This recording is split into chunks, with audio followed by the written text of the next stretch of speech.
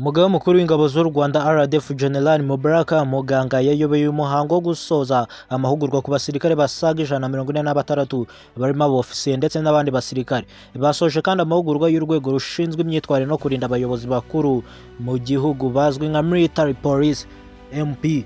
Ni imyitozo kandi ya gisirikare yamaze ibyumweru bigera kuri 7 yabereye mu ishuri rikuru rya gisirikare riherereye i Gako ku bufatanye bw'ingabo z'u Rwanda n'iza Quatar. Cyane ko n'iza Quatar zihabaye ziri gutoza abantu basirikare badasanzwe. Uyu muhango kandi ukaba wabaye ku wa kabiri tariki ya 11 Kanama 2026 witabiriwe na ambasaderi wa Quatar mu Rwanda nyakubahwa Monsori Ali Hijali n'abofisiye bakuru bo mu ngabo za Quatar hamwe n'abajenerali ndetse n'abofisiye bakuru bo mu ngabo z'u Rwanda RDF.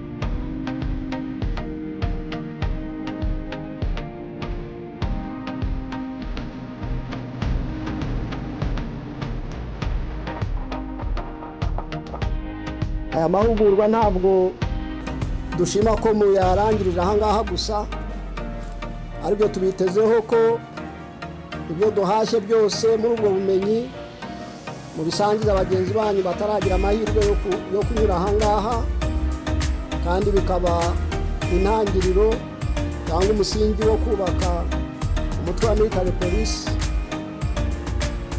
n'indi mitwe ya RDF tukabyungukiramo. Uko aho afande Perezida wa Repubulika kenshi akunze kubisubiramo, byose ntitwabikora tudafite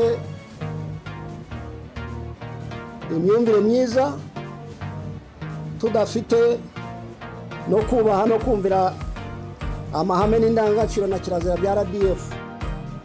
Kubikoresha nabi ni ikizira, kubikoresha neza ni inyungu ku Banyarwanda namwe ubwanyu mwagize ubumenyi.